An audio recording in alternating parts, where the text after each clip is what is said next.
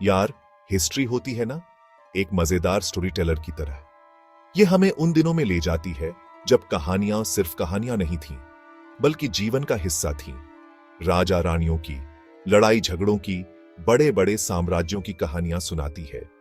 ये कहानियां हमें उन वीर योद्धाओं की याद दिलाती हैं जिन्होंने अपने राज्य और सम्मान के लिए लड़ाई लड़ी।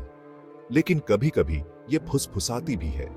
ये विस्पर्स हमें उन रहस्यों की ओर इशारा करती है जो इतिहास के पन्नों में छुपे हुए हैं। ऐसे इशारे करती है जैसे कोई कहानी छुपा रही हो समय की तहों में। ये कहानियां हमें समय के साथ बहने का एहसास कराती हैं। जादू से भरी कहानियां, ज्ञान से भरी और रोमांच से भरपूर। ये कहानियां हमें उस समय की झलक दिखाती हैं जब हर घटना में एक जादू था।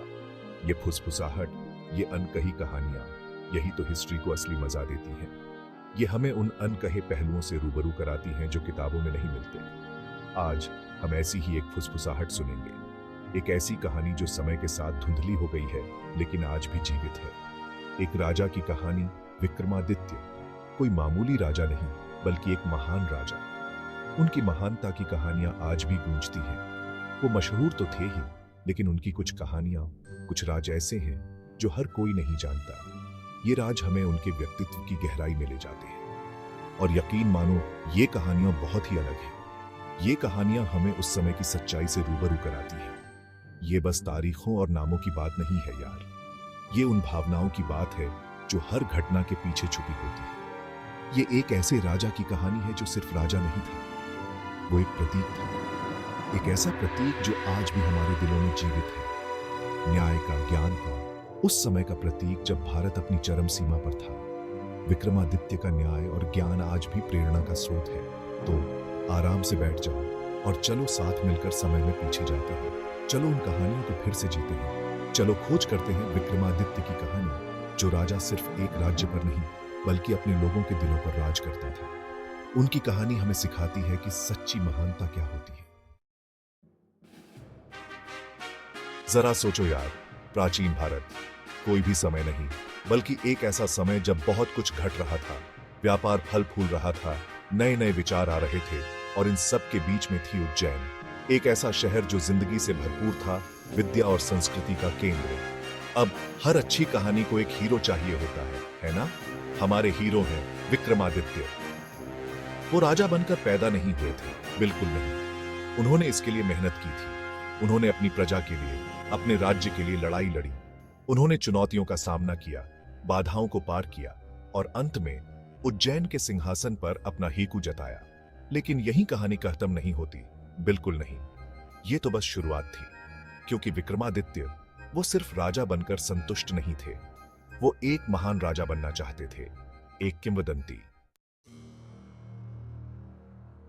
तो विक्रमादित्य राजा बन गए। ये एक ऐतिहासिक क्षण था, बड़ी बात है ना?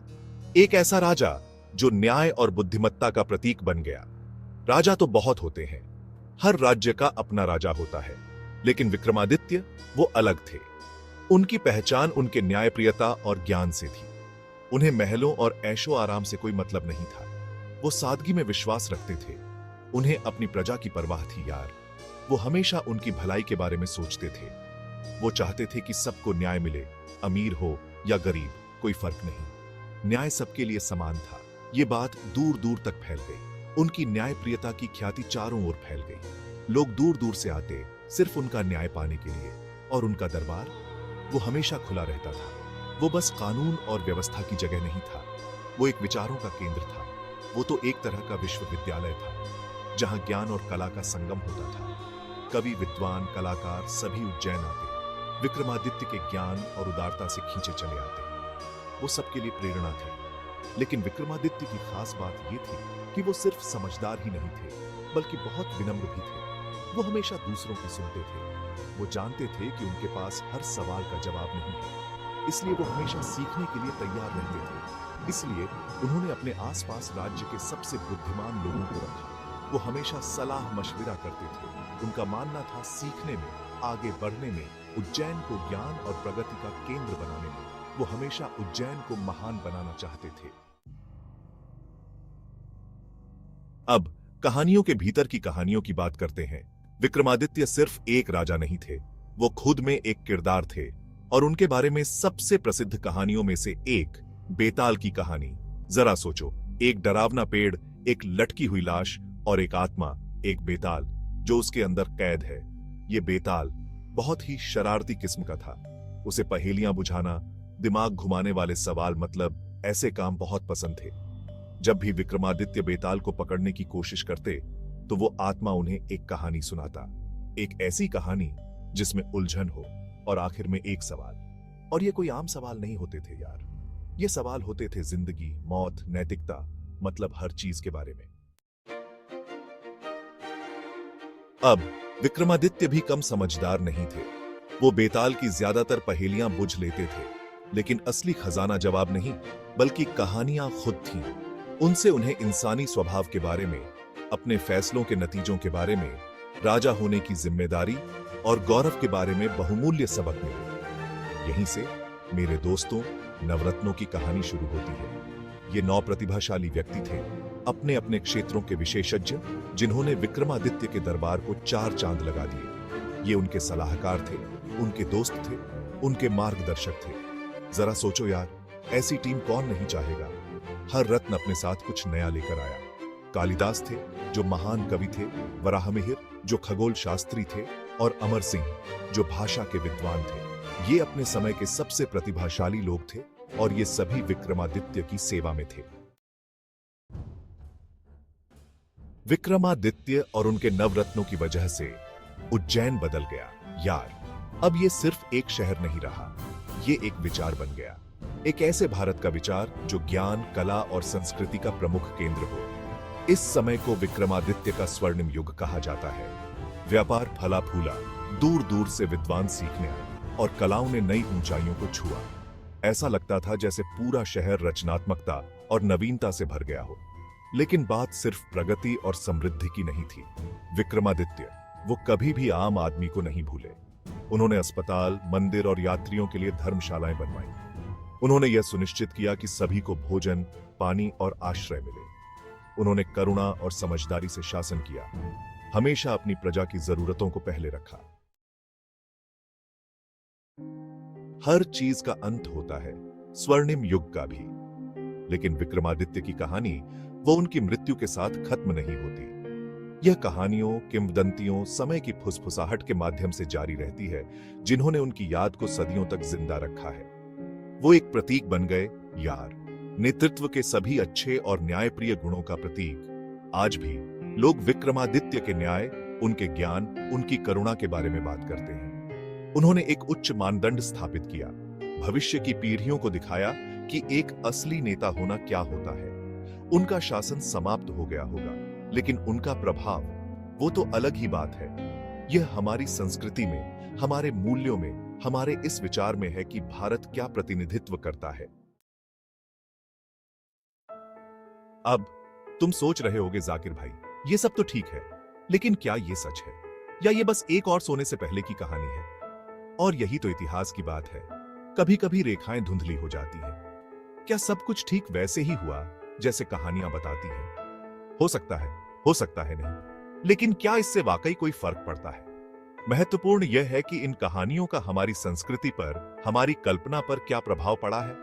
विक्रमादित्य की कहानी ये सिर्फ एक राजा की कहानी नहीं है, ये उन आदर्शों के बारे में है जिनका उन्होंने प्रतिनिधित्व किया। यह न्याय, ज्ञान और कहुत कहानी सुनाने की शक्ति के बारे में है। यह उस तरह के नेताओं के बारे में है जो हम चाहते हैं, उस तरह के समाज के बारे में है जिसे हम बनाने की ख्वाहिश रखते हैं। देखो यार, यही तो खास बात होती है इन महान लोगों की। ये सिर्फ इतिहास की किताबों में ही नहीं रहते, ये हमारी संस्कृति में, हमारी फिल्मों में, हमारे गीतों में रच बस जाते हैं। विक्रमादित्य हर जगह है यार। उनके बारे में अनगिनत किताबें और नाटक हैं। अमर चित्र कथा कॉमिक्स याद है, उनकी विक्रमादित्य और बेताल पर पूरी सीरीज थी। और आज भी फिल्म निर्माता उनकी कहानी, उनकी न्यायप्रियता, उनकी बुद्धिमानी और उनके आकर्षण से प्रेरणा लेते हैं। तुम्हें क्या लगता है ऐसा क्यों है?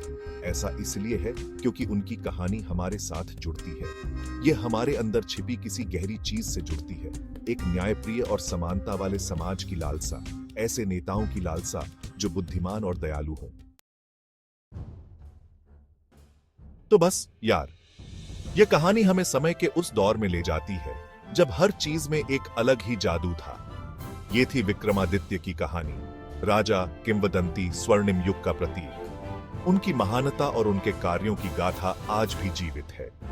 यह एक ऐसी कहानी है जिसे सदियों से सुनाया और दोहराया जा रहा है, और यह आज भी हमारी कल्पना को अपने आगे नतमस्तक कर देती है। यह कहानी हमें सोचने पर मजबूर करती है, लेकिन यह सिर्फ एक कहानी से ज्यादा है ना? यह एक प्रेरणा है, एक सीख है।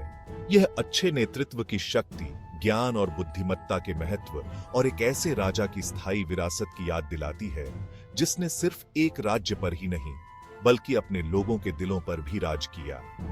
उनकी कहानी हमें सिखाती है कि सच्चा नेतृत्व क्या होता है, और जैसे जैसे तुम अपने दिन के कामों में व्यस्त होते हो, विक्रमादित्य को याद रखना, उनकी विरासत को अपने जीवन में उतारना, उनकी कहानी, उनके मूल्यों को याद रखना और उन्हें अपने तरीके से फर्क लाने के लिए प्रेरित करने देना। यह हमें अपने जीवन में बदलाव लाने के लिए प्रेरित करती है, क्योंकि आखिरकार यही तो इन कहानियों का मकसद होता है।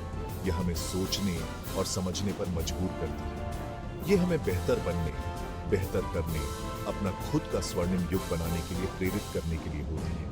यही अभी यह हमें अपने जीवन में उत्कृष्टता प्राप्त करने के लिए प्रेरित करती है।